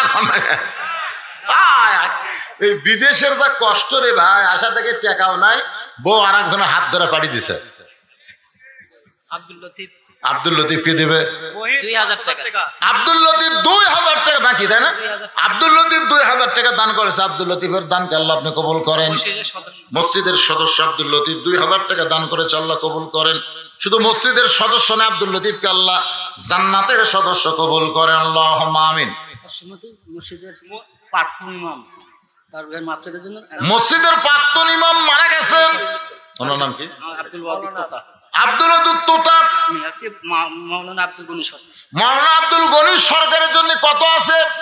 5,000 টাকার বান্ডিল, চকচকা টাকা করছে দান। আমরা দোয়া করি আল্লাহ ওনার বাবার কবরকে জান্নাতের টুকরা বানান। জোরে বলে আমিন। সবাই একটু জোরে বলে আল্লাহুম্মা আমিন। আমিন আমিন আল্লাহ আমিন। দানকারীর জন্য হও তুমি জান্নাতের জামিনও দিয়ে আল্লাহ বোঝে মন কায়রে নিতে কতক্ষণ।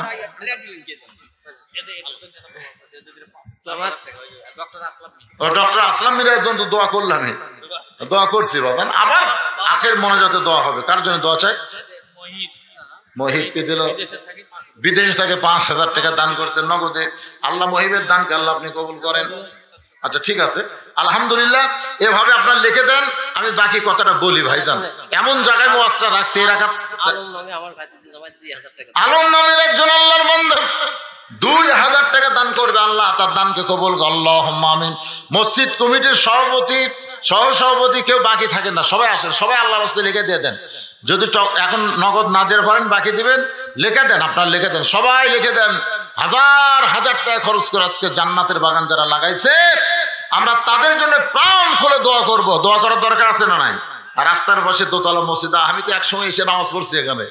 আল্লাহ অল্প সময়ের মধ্যে অনেক কিছু করেছে। আমার ভাই দীর্ঘ সময়, সেই 90 সাল থেকে মসজিদের সেইটার দায়িত্ব পালন করতেছে। এখন চলতেছে কত, এই 34 বছর ধরে আমার ভাইজান দায়িত্ব। তার জন্য আল্লাহ আরো হায়াত দারাজ করার, সুন্দর করে মসজিদের খেদমত করার তৌফিক দেন। ইমাম মসজিদ খতিব ঝর্ণা নামে একজন আল্লাহর বান্দি 2,000 টাকা দান করবে, আল্লাহ তার দান কবুল করুন, আল্লাহুম্মা আমিন। আমার মায়েদের মধ্যে কি ব্যাগ দিছেন? মায়েদের মধ্যে আচ্ছা, সব ব্যাগের টাকা আছে তো? একে নারী পুরুষ মিলেই কয়টা? আচ্ছা আচ্ছা,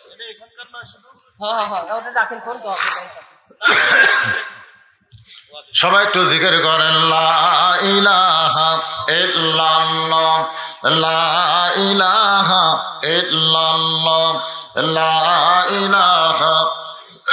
শহীদুল সরকার 1000 টাকা, লা ইলাহা ইল্লাল্লাহু মুহাম্মাদুর রাসূলুল্লাহ। শহীদুল সরকার 1000 টাকা দান করবে, আল্লাহ কবুল করেন, আল্লাহুম্মা আমিন। ঝর্ণার এখনই কহলো তো, এখনই ঝর্ণার কথা কলাম রে, কি বিপদ রে, একই কয়বার করে হবি রে। ঝর্ণা 2,000 টাকা দান করছে, আল্লাহ ঝর্ণার দানকে আল্লাহ আপনি কবুল করেন, আল্লাহুম্মা আমিন। হ্যাঁ, একজন আল্লাহর বান্দা 500 টাকা দান করছে, আল্লাহ কবুল করেন। আল্লাহ নয় ওসমান, আল্লাহ তোমাকে এত সম্পদ দান করেছে, তোমার ভাই আজকে 3 দিন হলে না খেয়ে আছে। ধরে বলেন কয়দিন? তুমি কি তোমার ভাইকে একটু সাহায্য করতে পারবা না? মহিলাদের মধ্যে থেকে অনেক টাকা আইছে, অনেক টাকা, 1 ব্যাগ টাকা আইছে। একজন 1 বস্তা সিমেন্টের টাকা দিবে, দোয়া চাইছে। সকলের জন্য আমরা আখির মনে দোয়া করবো ইনশাআল্লাহ। আর এখন আর দোয়া করে সময় নষ্ট করবো না। আসেন, যে কথা বলতেছিলাম, ওসমান গনি বলতেছে, রাসূলুল্লাহ আমার ভাই কুল্লু মুসলিমুন ইখওয়া, প্রত্যেকটা মুসলমান ভাই ভাই। আমার ভাই 3 দিন হলে না কে আছে। এইটা যদি আমি আগে জানতাম, এইটা যদি আমি আগে জানতাম, নিজে না খাইয়া হলেও আমার ভাইয়ের বাড়িতে খাবার পৌঁছায় দিতাম। সুবহানাল্লাহ কোয়া যাচ্ছে না? আমার কথাকে আপনার বুঝবার পারছেন? বুঝবার পারছেন? আমার ভাই না খেয়ে আছে, এটা যদি আমি আগে জানতাম, এই ভাইয়ের চটপট করলে আমার ওয়াজ হবে না তো ভাইরে। জাফর সরকার 1000 টাকা দান করছে, আল্লাহ কবুল করেন। এখন আমার কাছে একটাও বলেন না, সব ওখানে লিখে দেন, সব লিখে দেন, সব লিখে দেন। 2 কাম একসাথে হবে না, 2 কাম একসাথে হয়। আদায় সময় আদায়, ওয়াজের সময় ওয়াজ, আদায় ওয়াজ, আদায় ওয়াজ, আদায় ওয়াজ, এটা করলে হবে। বাবা মারা গেছে দোয়া চাই, আল্লাহ বাবার কবর জান্নাতের টুকরা বানান। 1000 টাকা দান করছে, আল্লাহ কবুল করেন, আল্লাহুম্মা আমিন। আপনারা মঞ্চের মধ্যে একটু রতন আকন্দ 2000 টাকা নগদে করছে দান, মার জন্য দোয়া চায়। নগদে দান করেছে, মায়ের জন্য দোয়া চাই, আল্লাহ মায়ের কবর জান্নাতের টুকরা বানায় দেন, আল্লাহুম্মা আমিন। ওসমান গনি বলতেছে, রাসূলুল্লাহ আমার ভাই 3 দিন হলো না খেয়ে আছে। এটা যদি আমি আগে জানতাম, আমি নিজে না খাইয়া আমার ভাইয়ের বাড়িতে খাবার পাঠাইয়া দিতাম। আপনার বলেন তো, অর্থমন্ত্রী ওসমান গনি যে কথা কইছে, মুখের সাথে তার কথা আমলের মিল আছে? মিল আছে? এখনকার মন্ত্রীরা যে কথা কয়, এই মুখের কথার সাথে আমলের কোনো মিল কেমন? ওসমান গনি অর্থমন্ত্রী, শোনেন, শোনেন, একটু সামান্য শুনলেই বুঝতে পারবেন। নবীর কাছে একজন গরিব সাহাবী এসে কাঁদতেছে আর বলতেছে, রাসূলুল্লাহ হুজুর আপনি যদি পারেন আল্লাহর রাস্তায় আমাকে একটু সহযোগিতা করেন। সঙ্গে সঙ্গে নবী এভাবে জুব্বা তুললেন। সাহাবী তাকায় দেখে ক্ষুধার জ্বালায় নবী পাথর পেটে বেঁধে বসে আছে। সাহাবী ফুপায় ফুপায় কান্দে। রাসূল বলে, কান্দো কেন? বলে, রাসূলুল্লাহ, আমি আর যতটুকু হবি তার সাথে বেশি অভাব নিয়ে আপনি বসে আছেন হুজুর। আমি এখন পর্যন্ত পেটে ক্ষুধা নিয়ে হাঁটাহাঁটি করতেছি, আপনি পাথর বান্ধা বসে আছেন। হুজুর, আল্লাহর রাস্তায় আমাকে মাফ করবেন। রাসূল বলতেছে, তোমার কাছে আমি মাফ চাইতেছি না, তুমি আমার কাছে কেন মাফ চাবা? বরং আমি তোমাকে এমন একটা কথা বলি, তুমি তার কাছে যাও। বলে, হুজুর সেইটা আবার কে? বলে, আমার ওসমান। ওসমানের কাছে যাও। নবীর কথা মতো করি সাহাবী ওসমান গনির দরবারে গেছে। সন্ধ্যার সময় গিয়া দেখে ওসমান গনির ঘরে একটা বাতি জ্বলতেছে। তখন তার কারেন্টের বাতি ছিল না, তখন ছিল ল্যাম্পো বাতি, তেলের বাতি। ওসমান গনি সলতা টাইনা টাইনা বাতির আলো কমাইতেছে। গরিব মনে মনে কয়, আমার বাড়িতে আর চাইতে বেশি বাতি জ্বলে, আমি কোনোদিন আলো কমাই না। এমন কৃপণের কৃপণ যে নিজের বাতির আলো কমায়, সে কোনোদিন গরিবকে দান করবে না। নবীর কাছে গিয়ে বলতেছে, রাসূলুল্লাহ, হুজুর আপনি দিবার পারেন না, ঠিক আছে, কিন্তু এমন কৃপণের কাছে আমার কেন পাঠালেন? রাসূল বলে, তুমি কি তোমার অভাবের কথা কইছো? বলে, পরিবেশ দেখে বলার সাহস পাই নাই। আল্লাহ নবী আবার যাও। নবীর কথা ওসমান গনির দরবারে। পরদিন সকালবেলায় গরিব গিয়া দেখে ওসমান গনি যে বালিশে মাথা দিয়ে ঘুম পাড়ছে, ওই বালিশের কোনা ফাইটা সামান্য তুলে ঘরের মধ্যে পড়ে গেছে। ওসমান গনি তুলাগুলো খুঁটায়া খুঁটায়া ওই বালিশের খোলের মধ্যে তুলতেছে। গরিব মনে মনে কয়, এর চাইতে বেশি তুলা যদি আমার ঘরের মধ্যে পড়তো, আমি শামটা দিয়ে ঝাড় দিয়ে ফেলে দিতাম। কিন্তু এই বেটা এমন কৃপণের কৃপণ, সামান্য তুলাগুলো খোটায় খোটায় বালিশের খোলের মধ্যে ঢোকায়। নবীর দরবারে গিয়ে বলে, রাসূলুল্লাহ আপনি দিবার পারবেন না, ঠিক আছে, কিন্তু এমন কৃপণের কাছে আমার কেন পাঠালেন? রাসূল বলে, তুমি কি তোমার হবের কথা কইছো? বলে, পরিবেশ দেখে বলার সময় পাই নাই। রাসূল বলে, আবার যাও। নবীর কথা মতো গরিব সাহাবী আয়েশা থেকে ওসমান গনি সকালবেলায় খালি গায়ে বসে আছে। ওসমান গনির গায়ে কোনো কাপড় নাই, একটা জুব্বা এভাবে উপর দিকে তুলেছে, কয়েক জায়গায় ছিঁড়ে গেছে। এই ছিঁড়া জুব্বাটা সেলাই করবে ওসমান গনি, নিজেই সেলাই করবে, কিন্তু সুঁয়ের মধ্যে সুতা ঢোকাবার পারতেছে না। গরিব সাহাবী দূর থেকে তাকায় দেখে ওসমান গনি এভাবে সুই ধরে সুতা এই দিক দিয়ে যায়, এই দিক দিয়ে যায়, কিন্তু সুয়ের ছিদ্রের মধ্যে ঢোকে না। গরিব মনে মনে কয়, কৃপণ রে, আল্লাহ তোর এত সম্পদ দিছে, 1000 জুব্বা বানাইলে কিছুই হবে না, দর্জির কাছে দিলেই জুব্বা সেলাই করে দিবে। কৃপণ নিজেই সেলাই করবি, চোখের পাওয়ার নাই, সুয়ের মধ্যে সুতা কেমনে ঢুকবে? কিছুক্ষণ দেখতে দেখতে গরিব বিরক্ত হয়ে বলে, ওসমান ভাই। সঙ্গে সঙ্গে ওসমান বলে, আসসালামু আলাইকুম ভাইজান। গরিব বলে, ওয়ালাইকুম আসসালাম।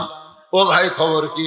বলে, রাস্তা দিয়ে যাচ্ছিলাম, সুয়ের মধ্যে সুতা ঢোকাবার পারতেছেন না, এই কাজটা যদি আমি করে দিই। ওসমান গনি বলতেছে, ভাইজান আমার খুব উপকার হয়। গরিব সুই হাতে নিয়ে সুতা ঢুকায় ওসমান গনির হাতে দিছে। ওসমান গনি খপ করে গরিবের হাত ধরে বলে, ভাইজান সকাল থেকে সুয়ের মধ্যে সুতা ঢোকাবার পারতেছি না, তুমি সামান্য সময়ের মধ্যে সুতা ঢুকাই দিলে, তুমি আমার চাইতে অনেক ধনী, তুমি আমার চাইতে অনেক ধনী। গরিব কই, ইয়ার কি মারেন, ইয়ার কি মারেন, আমি কেমনে ধনী হলাম? বলে, আমি চোখের দিক দিয়ে গরিব রে, চোখের দিক দিয়ে তুমি অনেক ধনী। অনেক ধনী মানুষের সামনে খাবার টেবিল ভরা, ধনী মানুষ খেলে চায় দেখে, বসতে যাবে হাড়ের অসুবিধা হবে, দই খাবে, মিষ্টি খাবে, ডায়াবেটিস বেড়ে যাবে। গরিব সাইড থেকে কয়, লাড়িস টাড়িস খাবার পারিস না, আমার সামনে দিয়ে দেখ খাওয়া কারে কয়। গরিব খাবার পারে, টাকা নাই, আর ধনীর টাকা আছে খাওয়া নাই। 3 তলা বাড়িয়েছি রুম, ধনী ঘুমের ট্যাবলেট খায় ঘুমাবার পারে না, আর গরিব ভটভটির উপর নাক ডাকা ঘুমাই। কোন কথা ঠিক কিনা? মানে গরিব ভটভটির উপর নাক ডাকতেছে, আর ধনীর ঘরের তলি ভটভটি তো কেড়ে আমার ঘুম ধরে না, বড়ি খায়, নিচে কোন রাজা ঘুমায়, আজ থেকে ভটভটি ঘুমাচ্ছে। আয় আয় ধনী কান্দারকে, আল্লাহ আমার বাড়ি আছে ঘুম নেই, আর আর বাড়ি নেই ঘুম আছে। আল্লাহ কি বুঝতেছেন? ওসমান গনি বলে, ভাই যান, এই যে সুয়ের মধ্যে সুতা ঢুকিয়ে দিলাম, এর বিনিময়ে তুমি কি নিবা? গরিব মনে মনে কয় তোর মতন কিরপন মানুষ দুনিয়াতে নাই, আর সামান্য শুয়ের মধ্যে সুটা ঢুকাইলাম, কি দিবি? আমার হাতটা ছেড়ে দাও, হাতটা ছেড়ে দাও। ওসমান গনি ডাকতে বলে ম্যানেজার। সঙ্গে সঙ্গে ম্যানেজার বলে হুজুর খবর কি? বলে আমার এই ভাই শুয়ের মধ্যে সুতা ঢুকাইয়া দিয়া আমার সিনা পাঞ্জাবি সেলাই করার সুযোগ করে দিল, এর বিনিময়ে আমার ভাইকে 100 উট দিয়া দাও। গরিব বলে হুজুর কি কইলেন? সামান্য শুয়ের মধ্যে সুতা ঢুকাই দিলাম, তার বিনিময়ে 100 উট দিবেন? ওসমান বলে ম্যানেজার আমার ভাইকে 200 উট দিয়া দাও। গরিব বলে হুজুর কি কইলেন? সামান্য শুয়ের মধ্যে সুতা ঢুকাইলে 200 উট আমারে দিবেন। ওসমান বলে ম্যানেজার ফার্মে কত উট হবে? বলে 2000-এর কিছু বেশি হবে। ওসমান বলে সব উট আমার ভাইকে দিয়া দেয়। গরিব বলে হুজুর দুলাহাত করে আর বাড়াবেন না, আর বাড়াবেন না। সামান্য শুয়ের মধ্যে সুতা ঢুকাইয়া দিলে বিনিময় যে 2000-এর মতো উট দেন, তাহলে পরপর 3 বার আমি কি দেখলাম? ওসমান গনি বলে ভাইজান কি দেখছো? বলে আলো বেশি, আপনি শোলটা কমাইয়া দিলেন। সামান্য আলো বেশি বলে আপনি শোলটাটাই আলো কমাইয়া দিলেন। দেখলাম বালিশ পরে তুলা পড়ে গেছে, ওই তুলা খুঁটাইয়া খুঁটাইয়া বালিশের মধ্যে ঢুকাইলেন।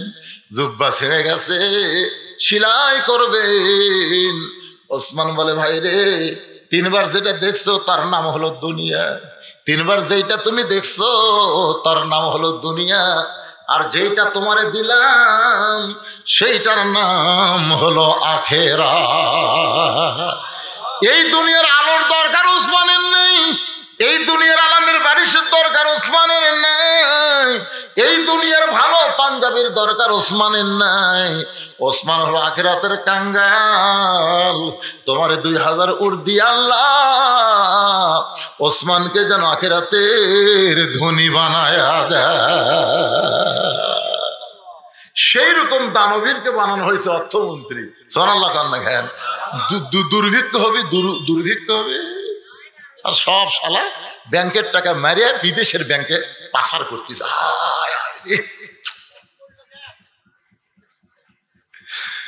একটা টাকাও নাই ভাই রে, হাইরে হাইরে। আল্লাহর বান্দার একটু মনোযোগ দেন। সেই ওসমান বলতেছে রাসূলুল্লাহ আমার ভাই 3 দিন হলে না খেয়ে আছে, এটা যদি আমি আগে জানতাম তাহলে নিজে না খাইয়ে আমার ভাইয়ের বাড়িতে পৌঁছায় দিতাম। রাসূল বলেন এই দুর্বল সাহাবী, আজকের মতো তুমি বসে বসে নামাজ পড়ো। আজকের নামাজটা তুমি বসে বসেই পড়ো, কারণ তোমার শরীরে কি নাই? জোরে কান কি নাই? শক্তি নাই। তাই বলে বলেন না যে চেয়ারত বসো, কারণ চেয়ারে বসা আর বসা দুইটা কিন্তু এক না। আপনি দাঁড়াবার না পারলে আপনি বসবেন, চেয়ারে চলবে না। আল্লাহর সামনে চেয়ার চলবে না, কারণ নামাজ কার সামনে? কতক্ষণ কার সামনে? আল্লাহর সামনে। এই জন্য আপনি বসা পড়েন, বসা পড়েন, কিন্তু চেয়ার চলবে না। আল্লাহ নবী বললেন বসা পড়ো। নামাজ শেষ হয়ে গেলে ওসমানের কাছে যাবে। আল্লাহ রাসূল বলতেছেন নামাজ শেষ হয়ে গেলে ওসমানের কাছে যাবে, ওসমান এমন দেওয়া দিবে আর তোমাকে না খেয়ে থাকা লাগবে। সাহাবী ছোট বাচ্চার মতন কাঁদতেছে। আল্লাহ রাসূল বলে কান্দো কেন? নামাজ শেষ হয়ে ওসমানের কাছে যাবে, ওসমান এমন দেওয়া দিবে তোমার না খেয়ে থাকা লাগবে না, কান্দো কেন? সাহাবী বলে রাসূলুল্লাহ 3 দিন হলে না খেয়ে আসি, এখন পর্যন্ত আমার ঈমান বলতেছে ইয়াকা নাবুদু ওয়া ইয়াকা নাস্তাঈন। আমি বসে থেকে নামাজ পড়তেছি, 3 দিন হলে না খাওয়া, ধরে কোন কয়দিন? এখন পর্যন্ত আমার ঈমান বলতেছে আল্লাহ দিবে, ধরে কোন কে দিবে? যতক্ষণ পর্যন্ত আমার ঈমান বলবে আল্লাহ দিবে, ততক্ষণ পর্যন্ত আমি না খাইয়া খাইয়া মরে যাব, কিন্তু আমার আল্লাহ ছাড়া দুনিয়ার কোন ওসমানের দরজায় যাব না। এই কথাটা খেয়াল করছেন? এ দুর্বল কি কয় রে? দুর্বল তা কইছে যে 3 দিন হলে না খেয়ে আসি, এখন পর্যন্ত আমার ঈমান বলতেছে আমাকে কে দিবে? তো আল্লাহ দিবে যতক্ষণ আমার ঈমান আমাকে বলবে ইয়াকা নাবুদু ওয়া ইয়াকা নাস্তাইন, ততক্ষণ পর্যন্ত না খাইয়া মরে যাব, কিন্তু আল্লাহ ছাড়া ওসমানের কাছে যাব না। আল্লাহ রাসূল বললেন আজকে নামাজ দেরিতে হবে। আকামত কিন্তু বেরাল দিছে, কি দিছে? তারপরে রাসূল কি বলতেছে? আজকের নামাজ দেরিতে হবে, দেরিতে হবে। একটা সাহাবী যদি কয় হুজুর টাইমের দিকে খেয়াল করেন, একটা সাহাবী যদি কয় হুজুর টাইমের দিকে খেয়াল করেন, আপনাদের খতিব যদি কোনোদিন জুম্মার দিনে ওয়াজ করতে করতে একটু গুরুত্বপূর্ণ পয়েন্ট আইছে, যদি হুজুর বলে আজকে জুমার নামাজ 15 মিনিট পরে হবে, তখন তেলতেলারা কি করবি? হুজুরের সময়ের জ্ঞান নাই। যেদিন হুজুর নেতা হবে, ইমাম থেকে আপনাকে নেতা হবে, সেদিন ইমাম সাহেব যা বলবে আপনার তাই শুনবেন। এখন তো শুনবেন না, এখন আপনাকে কথা মতো ইমাম চলে। জোরে করে কথা ঠিক কিনা? হায় হাই রে, মসজিদের তা করুন অবস্থা ভাই, সব জিনিসের দাম বাড়িছে। এরা মিটিং করতেছে এসি কিনবি, 4টা হসে আরো 4টা লাগবে, 4 এসি কিনা লাগবে, 4 এসির দাম তো এত টাকা। ইমাম এসে বলতেছে 3 মাসের বেতন বাকি। চাচা বেতন করো, আগে মসজিদের এসি হোক। মসজিদ বিদেশি টাইলস বানাবি, মুয়াজ্জিনের বেতন ঠিক বাড়ায় না। ও যে মানধাতার আমলে যা আছে এখনো তাই। কেরে 80 টাকার সওয়াবিন যদি 200 টাকা চাই, তো বেতন ডবল হওয়া লাগবে না? ডবল হওয়ার করে আশ্চর্য, সব জায়গার দাম বাড়িছে। এই বক্তা গত বছরও যা দিচ্ছে এবছর তাই। কেরে পাগলা, তেলের দাম বাড়েনি? আমাদের হুজুরের দাম বাড়বার চাচ্ছে না। মনে কষ্ট নিচ্ছেন? যার পিছনে ইক্তেদা করতেছেন তার মনের মধ্যে শান্তি দেন। ও গোস্তকে দাঁত খিলাল করতে করতে মসজিদে ঢুকতেছে, আর হুজুর আজকে 5 মাস হলে গোস্তর দোকানে যাওয়ার পারেনি, জানেন আপনি? দাঁত খিলাল করতেছে, মুসল্লি দাঁত খিলাল করতেছে গোস্ত খেয়ে, আর হুজুর 3 মাস হলে গোস্ত ধারত যাওয়ার পারেনি।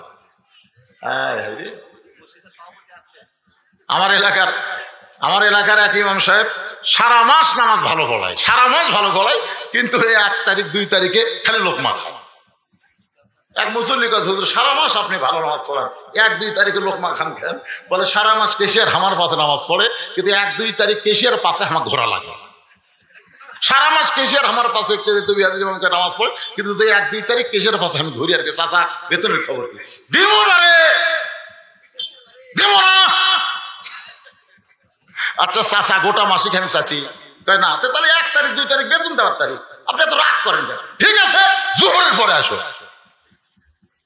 ইমাম সাহেব বাড়ির সদরনাথ পড়ে কাছে, শোনো আজকে কিন্তু কেশিয়ার বেতন দিবি, তোমার কি কি বাজার লাগবে লিস্টি করে দাও।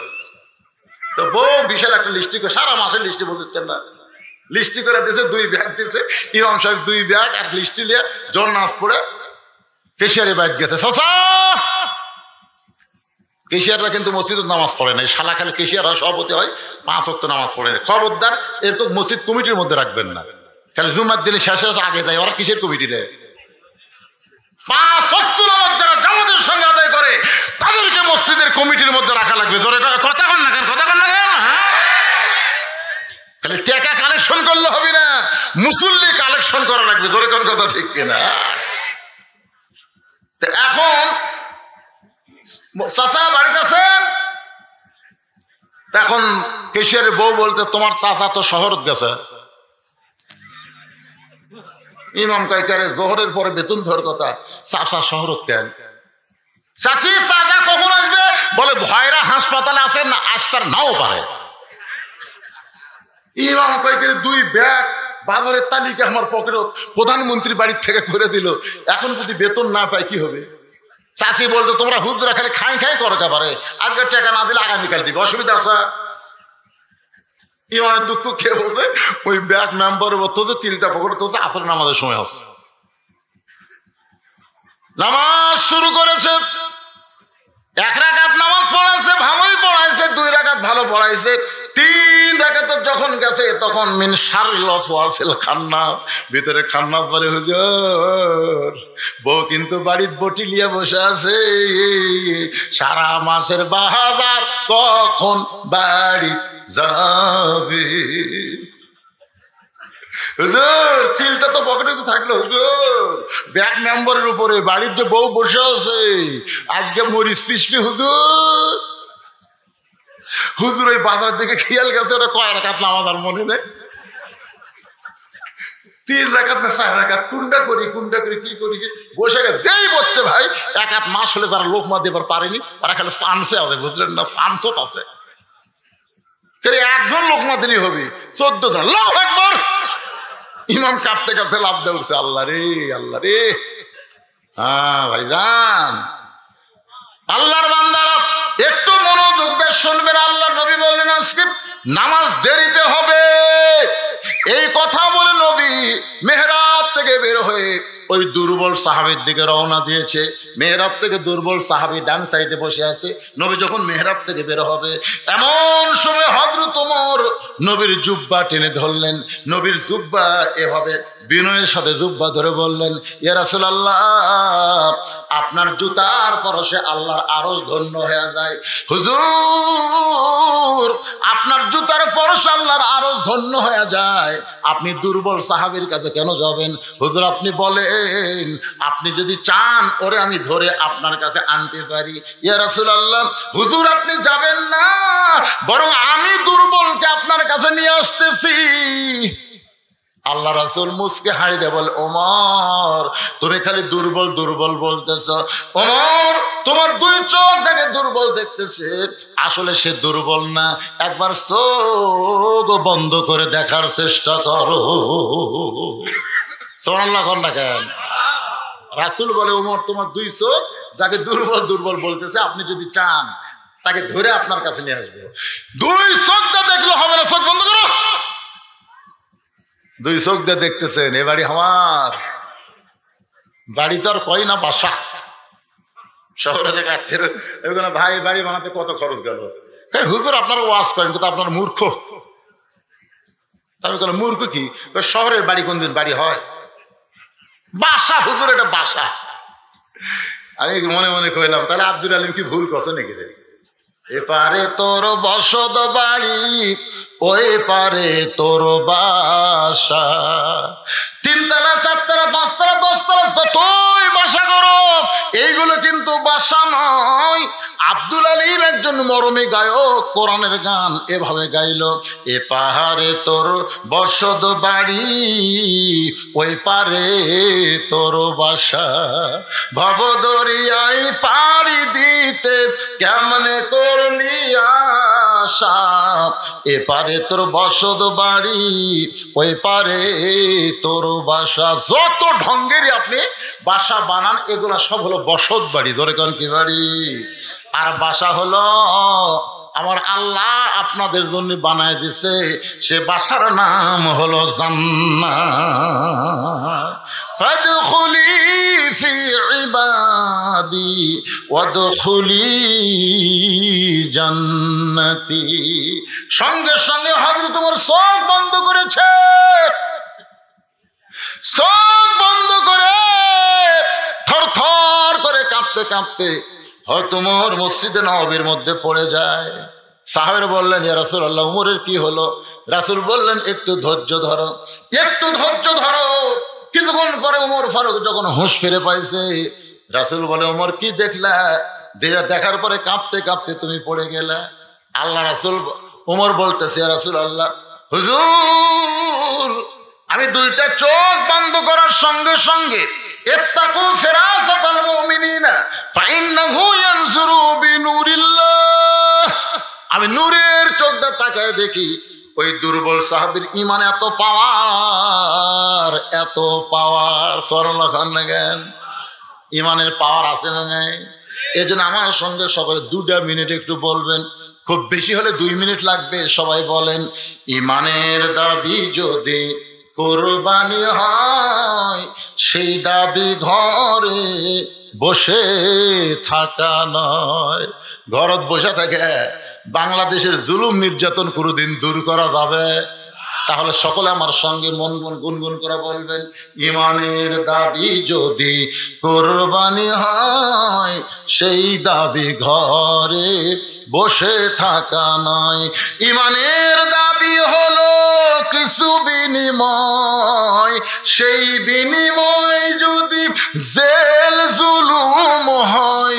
ইমানের দাবি হলো কিছু বিনিময়, সেই বিনিময় যদি ফাঁসির মঞ্চে যেতে হয়। ইমানের দাবি হলো কিছু বিনিময়, সেই বিনিময় যদি কলিজার ঘাম হয়। সেই ঘাম দিতে যেন তৈরি থাকি। ওগো দয়াময় আমার আল্লাহ দয়াময়। ইমানের দাবি হলো অগ্নি শিখা বাতিলের বিরুদ্ধে। ইমানের দাবি হলো অগ্নি শিখা বাতিলের বিরুদ্ধে জ্বলতে শিখা। সে আগুনে জ্বলে জ্বলে, সে আগুনে জ্বলে জ্বলে দিব ইমানের পরিচয়। ইমানের দাবি বাতিলের সঙ্গে আপোষ করানো। আল্লাহর বান্দার একটু মনোযোগ দেন। ওমর বলতেছে রাসূলুল্লাহ আমি আনজুরুবি নূরিল্লাহ, নূরের চোখ দিয়ে তাকায় দেখি ওই দুর্বল সাহাবীর ইমানটা এত পাওয়ারফুল। রাসূল বললেন কেমন পাওয়ার? বলে ওই দুর্বল সাহাবীর ইমানটা যদি আসমানে লটকানো হয় সূর্যের চাইতেও বেশি আলো দিবে। লিল্লাহে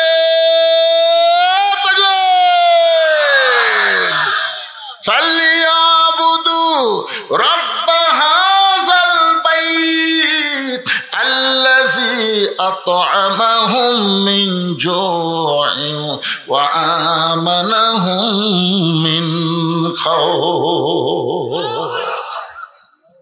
আজকের আলোচনা শুনে কি মনে হলো? নামাজ পড়া লাগবে? সব সমস্যার সমাধান দিয়ে দিবে নামাজ। আল্লাহ কোরআনে বলেছেন ইন্নাস সালাতা তানহা আনিল ফাহশাই ওয়াল মুনকার। একমাত্র নামাজই পড়ে মানুষকে যাবতীয় খারাপি থেকে বাঁচাই দিতে। ভাইজান